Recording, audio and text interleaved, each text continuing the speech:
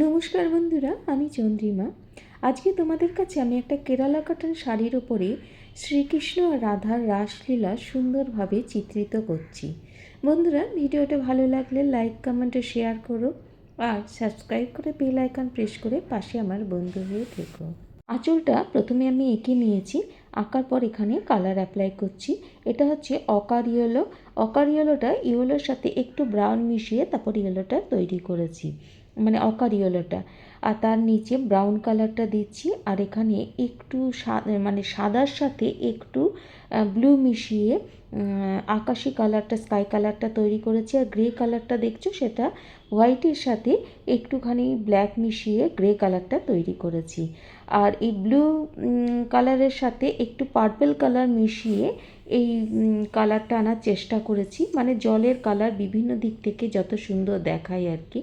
আর তারপরে গাছের পাতাটার কালার করছি, সেটা আমি প্রথমে স্যাপ গ্রিন দিয়ে নিয়েছি, আর তার সাথে একটু হোয়াইট মিক্সড করে ওখানটা মিক্সড করে দিচ্ছি মিডিলের জায়গাটা।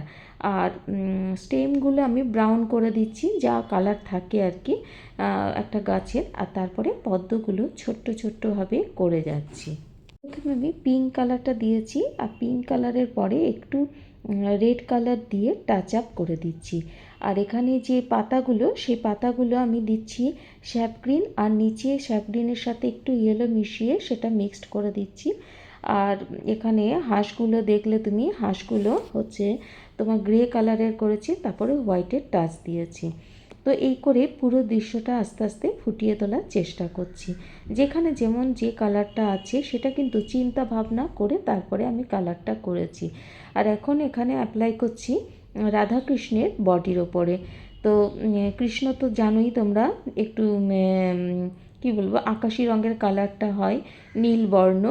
আর তারপরে মেঘটা করছি এখানে গ্রে কালার আর হোয়াইট কালারের কম্বিনেশানে।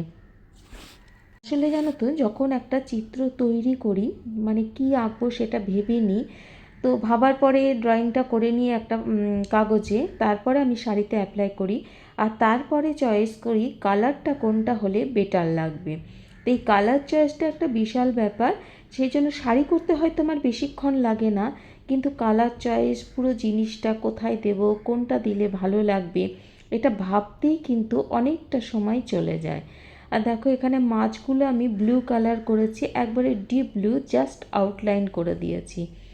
আর এইভাবেই কিন্তু আমি পুরো জিনিসটা অল্প অল্প করে করছি।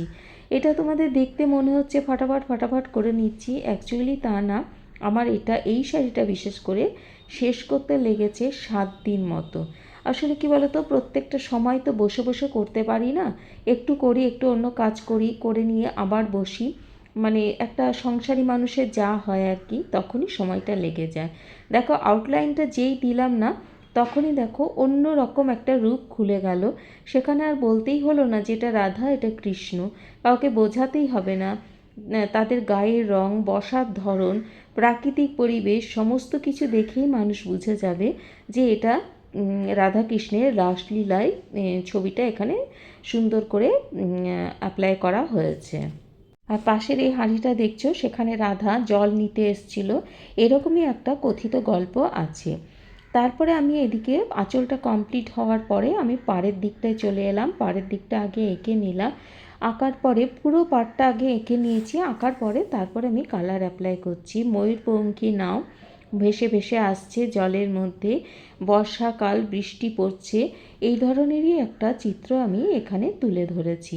সেই জন্যই আকাশটাও দেখো গ্রে কালারের হয়েছে, গ্রে আর হোয়াইটের মিক্সড আপে ওপরের কালারটা হয়েছে। আর সেখান থেকে পুষ্পবৃষ্টি হচ্ছে কারণ রাধাকৃষ্ণের রাসলীলা চালাচ্ছে, এখানে রাসলীলা চলছে, সেই জন্য এখানে ময়ূরপঙ্খী নাওতেও পুষ্পবৃষ্টি হচ্ছে। তারপরে আউটলাইন না দিলে তো জিনিসটা ফোটেই না, সেই জন্য আউটলাইন যেই দিলাম একদম অন্য রকম লাগছে। তো এইভাবে আস্তে আস্তে করে আমি ময়ূরপঙ্খী নাওটা কমপ্লিট করলাম। শুধু একটা না, বেশ কয়েকটা ময়ূরপঙ্খী নাও মানে কুচিতে যেমন পড়ে আর কি, সেইভাবেই করলাম। তো এই করতে করতেই মনে হচ্ছে যে ময়ূরপঙ্খী নাওটা এত ভালো লাগছে, ভাবছি এখানেও যদি রাধাকৃষ্ণকে দেওয়া যেত। দেখো আমি কিভাবে করি, একটা ক্যাম্প খাটের ওপরে বসিয়ে তারপরে করেছি। আর এখানে একবারে আঁচলে যে নিচের পোর্শনটা, সেটা একদম পুরো মানে ফাঁকা ছিল, সাদা রঙের ছিল, তো সেইখানটাতেও ময়ূরপঙ্খী নাও করে চারিদিকটা জল করে দিলাম।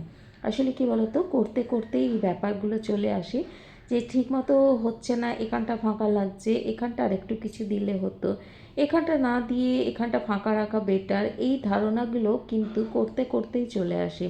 দেখো আমার পুরোটাই কমপ্লিট হয়ে গেছে, আঁচল এবং পাড় আর উপরের দিকে যেটা পোর্শনটা পড়ছে সেটাও কমপ্লিট হয়ে গেছে। টোটাল শাড়িটা আমার কমপ্লিট হয়ে গেছে।